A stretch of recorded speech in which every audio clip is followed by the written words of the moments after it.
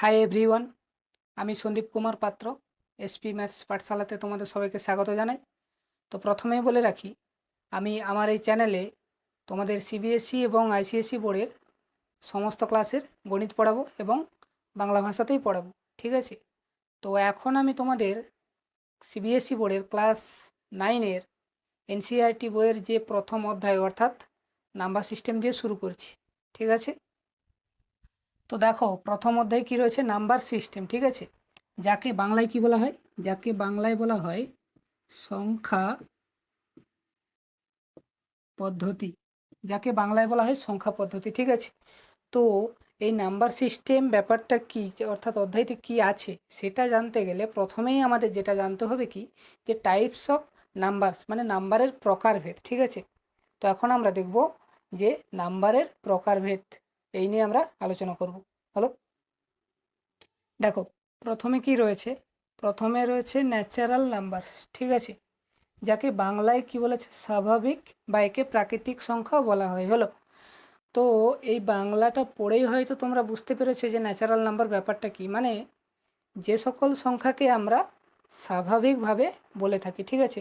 তো ডেফিনেশনটা কি দেওয়া আছে, দি numbers which can be used for counting, ঠিক আছে? মানে কি, যাদেরকে আমরা কাউন্টিং অর্থাৎ যাকে বাংলায় বলা হয় গণনা, গণনার জন্য যাদেরকে ব্যবহার করে থাকি। যেমন ধরো, আমরা সেই ছোটোবেলায় শিখেছিলাম না কাউন্টিং কিভাবে শুরু করেছিলাম, 1 থেকে শুরু করেছিলাম না, 1 2 3 4 1 2 3 4 এইভাবে করেছিলাম। তো তাহলে এই যে যে সকল সংখ্যাকে আমরা ন্যাচারালি বলে থাকি, কখনো কি আমরা জিরোকে বলে থাকি 0 1 2 দিয়ে শুরু করেছি কি ছোটোবেলা? নিশ্চয়ই না, 1 দিয়ে শুরু করেছি। তাহলে এই যে যে 1 2 3 4 5 6 এইভাবে চলছে, এই সকল সংখ্যাকে বলা হয় ন্যাচারাল নাম্বারস। মানে ধরো, এর কি কোনো শেষ আছে? কেউ হয়তো কাউন্টিং করতে করতে চলে গেল 1000 থাউজেন্ড, কেউ হয়তো চলে গেল 1001, কেউ বললো 1,00,000, তাহলে এর কোনো শেষ নেই। সেই জন্য একে কী লেখা হয়েছে, 1 2 3 4 5 6 এইভাবে ডট ডট করে চলতে আছে, যেহেতু শেষ নেই সেই জন্য একে এভাবে লেখা হয়েছে, ঠিক আছে? মানে এর কোনো শেষ নেই, চলতে আছে। হলো, একে এইভাবেও কোথাও লেখা আছে, এটাকে কি বলা হয়, একে বলা হয় ইনফিনিটি। হলো, যার কোনো নির্দিষ্ট শেষ বলে কিছু নেই। হলো, এই হলো ন্যাচারাল নাম্বারস। এইবারে দেখো কি বলেছে, হোল নাম্বারস, মানে যাকে বাংলায় কি বলা হয়, অখণ্ড সংখ্যা। অখণ্ড সংখ্যা ব্যাপারটা কীরকম, দেখো লেখা আছে, natural numbers with zero are called whole numbers, are called whole numbers. ব্যাপারটা কীরকম, ন্যাচারাল নাম্বারগুলোকে কি পড়েছি, 1 2 3 4 করে চলতে আছে, তাই তো? তো এদের সঙ্গে যদি আমি একটা জিরো নিয়ে নিই তাহলে কেমন হচ্ছে, 0 1 2 3 4 5 এইভাবে চলছে। এই সকল সংখ্যাকে বলা হয় হোল নাম্বারস।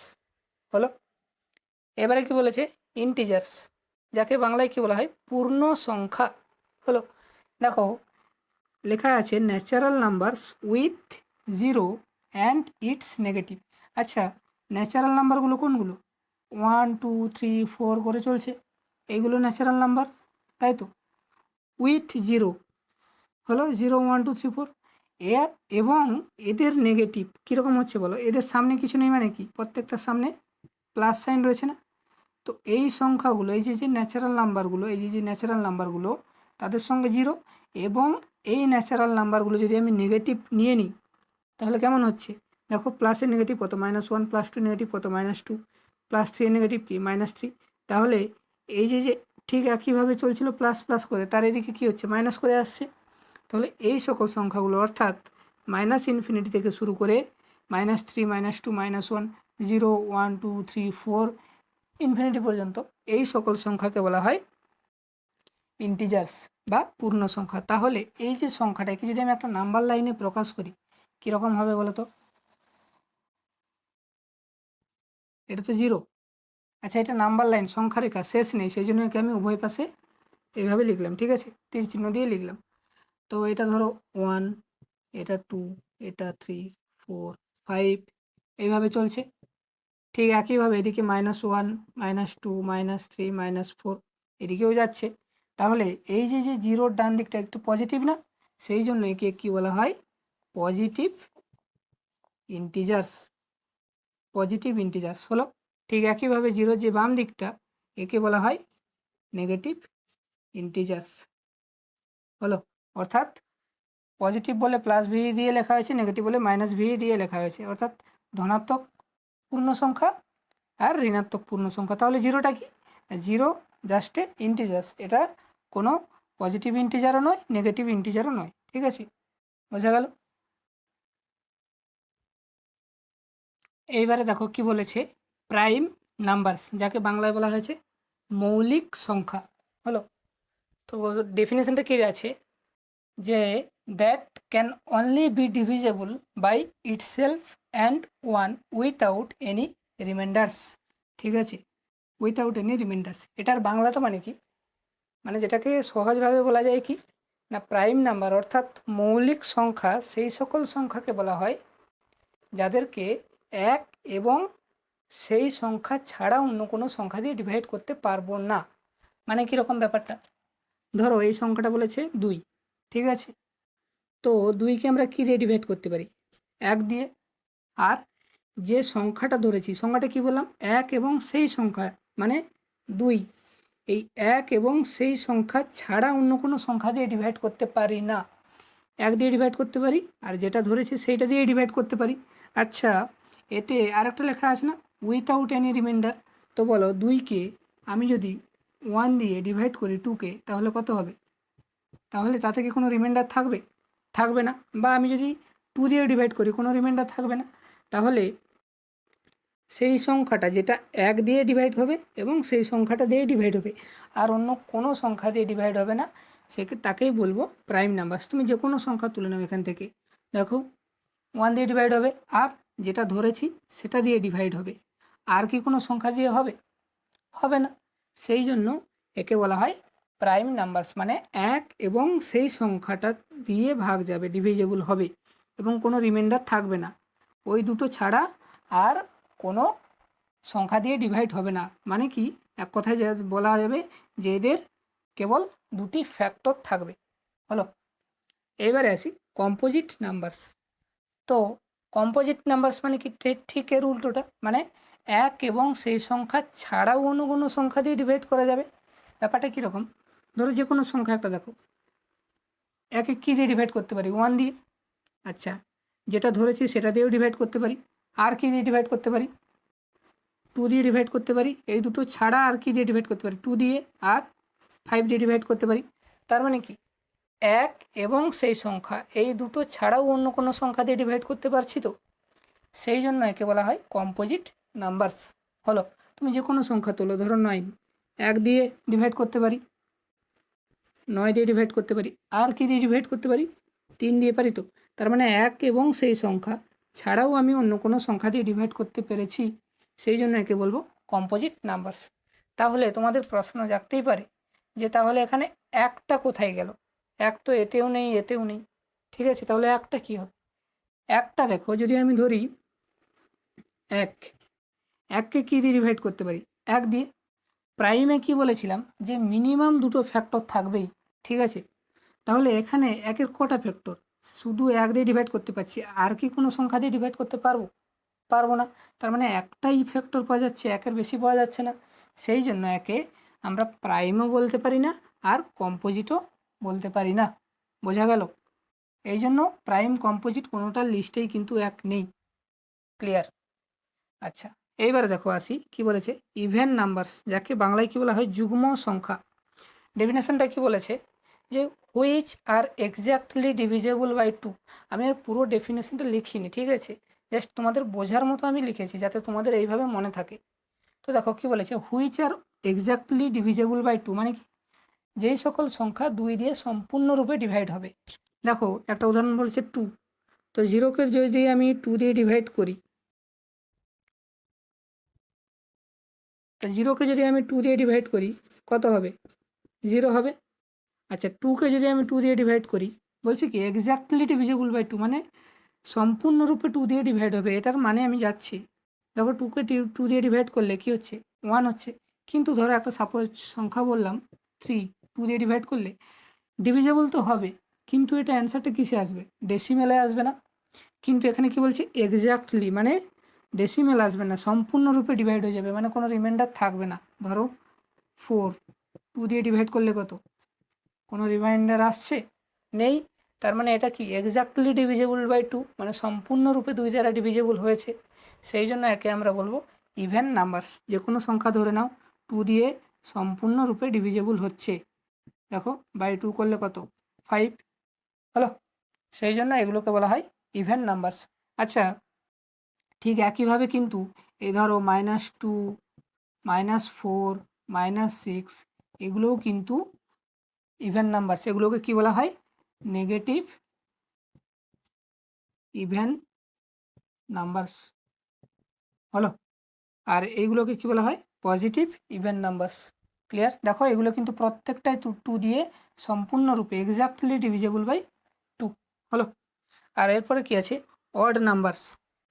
তো অড নাম্বারস মানে কি, এর ঠিক উল্টোটা, মানে যেগুলো 2 দিয়ে সম্পূর্ণরূপে ডিভিজেবল হবে না। যেমন এক্ষুনি একটা উদাহরণ বললাম, দেখো 3কে 2 দিয়ে ডিভিজেবল করলে কি হবে, হবে কি, হবে কিন্তু এক্স্যাক্টলি হবে না, সেটা ডেসিমেলে আসবে। দেখো 2 দিয়ে ডিভাইড করলে 1, পয়েন্ট দিলে 0, তাহলে 10, তাহলে অ্যান্সারটা কিসে আসছে, ডেসিমেলে আসছে না। এক্স্যাক্টলি কি ডিভিজেবল হচ্ছে না। সেই জন্য একে বলবো অড নাম্বারস। যে কোনো সংখ্যা তুলে নাও, দেখবে যে 2 দিয়ে এক্স্যাক্টলি ডিভিজেবল হবে না, হবে কিন্তু ডেসিমেলে হবে।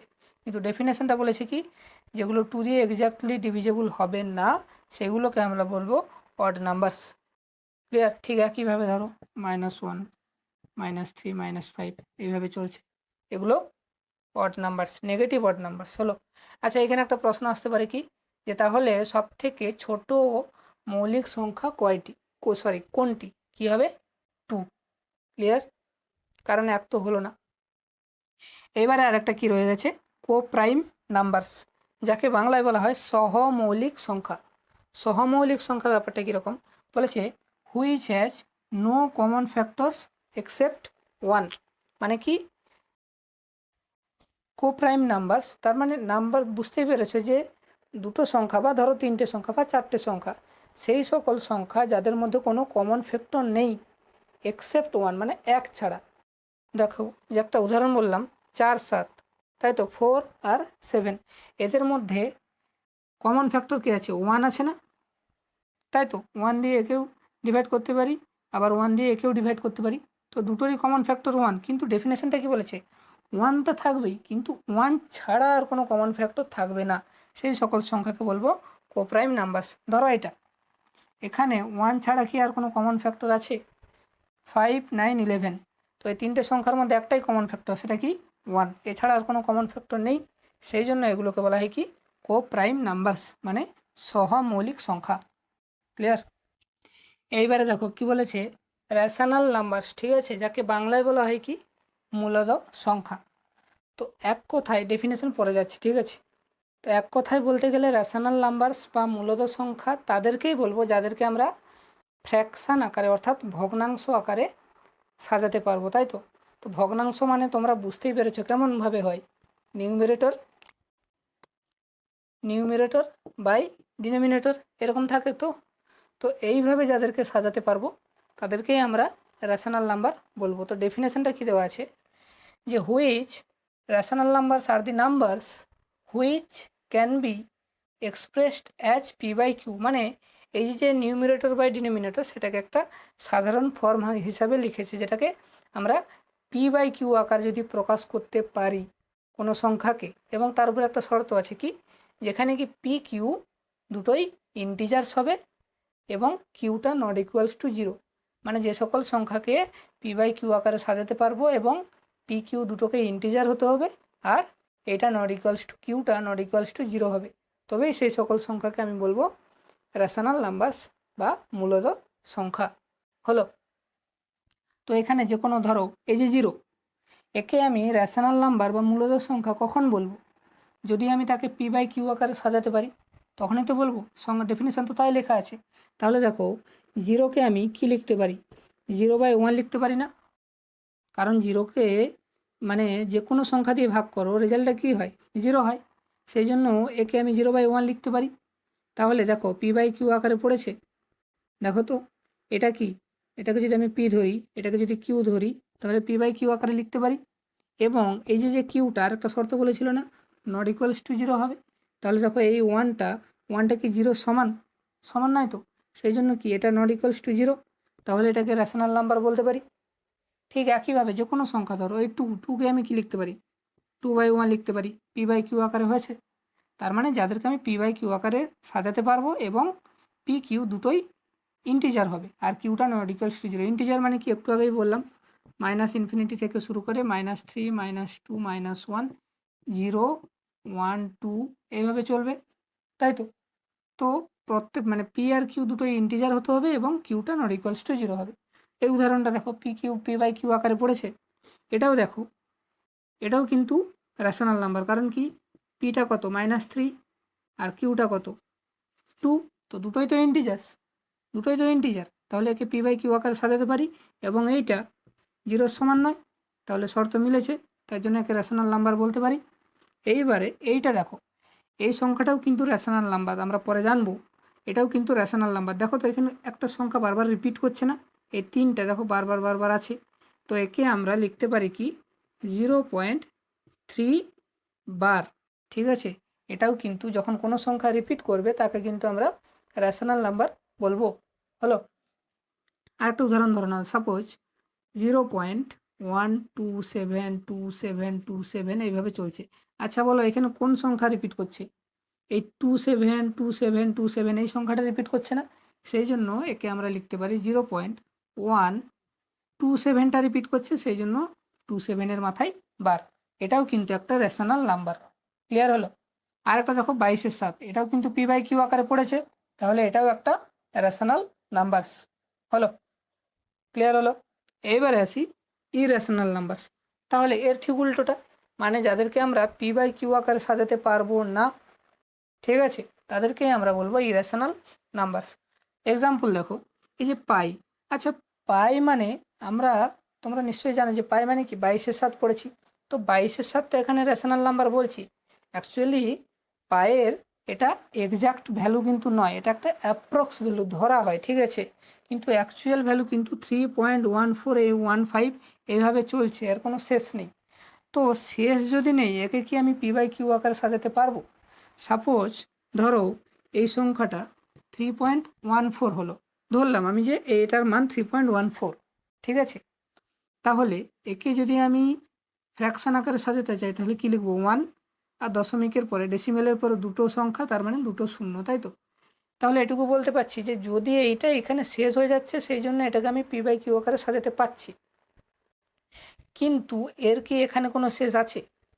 যদি আমি একে ফ্র্যাকশন আকারে সাজাতে চাই, তার মানে কি নিচে 1 লিখে আমাকে শূন্যগুলো বসাতে হবে। তো আমি কটা শূন্য বসাবো তার কি কোনো ঠিক আছে? যদি আমার ধরো এইখানে শেষ হয়ে গেছে, এই এই এতটা পর্যন্ত এসে শেষ হয়ে গেছে, তার মানে কি 1 লিখে 4টা শূন্য বসাতাম, তাই তো। কিন্তু এর কি কোনো শেষ আছে? শেষ নেই তো। তাহলে একের পেছনে আমি কটা শূন্য বসাবো তার কোনো জানি না, সেই জন্য একে আমি পি বাই কিউ আকারে সাজাতে পারছি না। বোঝা গেল? সেই জন্য এটা হলো ইরেশনাল নাম্বারস। ঠিক একইভাবে দেখো, আচ্ছা এই যে রুটের ব্যাপারগুলো, যেগুলো কিন্তু পারফেক্ট স্কোয়ার নয়। পারফেক্ট স্কোয়ার মানে কি? দেখো √4 এর মান কত? 2, তো অ্যাকচুয়ালি +-2 ধরো, আমি 2 বলছি, তো এটা তো একটা পারফেক্ট স্কোয়ার, তাই তো। তাহলে একে আমি এই 2/1 আকারে সাজাতে পারি, এটা একটা রেশনাল নাম্বার, কিন্তু এটা কি পারফেক্ট স্কোয়ার? পারফেক্ট স্কোয়ার নয়, তাহলে এর ভ্যালু কিন্তু এটার কোনো শেষ নেই, চলতে আছে, সেই জন্য একে পি বাই কিউ আকারে সাজাতে পারবো না। বা ধরো এটা কোনোটাকেই কিন্তু পি বাই কিউ আকারে সাজাতে পারবো না। এই দেখো কোনোটা সংখ্যা কি রিপিট হচ্ছে? রিপিট হলে বলে দিতাম যে হ্যাঁ রিপিট হচ্ছে, মানে রেশনাল নাম্বার। রিপিটও হচ্ছে না, সেই জন্য এগুলোকে আমরা রেশনাল নাম্বার বলবো না, কি বলবো? Irrational numbers. ক্লিয়ার হলো? এরকম কিন্তু আরও অসংখ্য ইরেশনাল নাম্বারস রয়েছে, ঠিক আছে। এই আমি 4টে উদাহরণ দিয়েছি, এক্সাম্পল দিয়েছি, কিন্তু আরও এরকম অনেক এক্সাম্পল রয়েছে ইরেশনাল নাম্বার, ঠিক আছে। রেশনাল নাম্বারেরও এরকম অনেক এক্সাম্পল রয়েছে, ইনফাইনাইট, ঠিক আছে। তাহলে আমরা যতগুলো নাম্বার পড়লাম, ঠিক আছে, নাম্বারের প্রকারভেদ, সেগুলোকে যদি আমি সাজাতে চাই কী হবে বলো তো? এটা যদি ন্যাচারাল নাম্বার হয়, 1 2 3 4 5 6 করে চলছে, তো এদের সঙ্গে যদি আমি একটা জিরো নিয়ে নিই, তাহলে সেটা কী হবে? হোল নাম্বার হবে। তাহলে এদের সঙ্গে যদি একটা জিরো নিয়ে নিই, হোল নাম্বার হলো হলো হোল নাম্বার মানে 0 1 2 এইভাবে চলছে। তো এই যে যে এগুলো চলছে এদের সঙ্গে যদি আমি মাইনাস গুলো নিয়ে নিই তাহলে কি হবে, এগুলো ইন্টিজার হয়ে যাবে। তার জন্য একে আমি ইন্টিজার লিখলাম। হলো, তারপরে কি ইন্টিজার গুলো নিয়ে বা আরো অনেক সংখ্যা নিয়ে কি পাচ্ছি, রেশনাল নাম্বার। আর সঙ্গে আলাদা কি আছে, ইরেশনাল নাম্বার।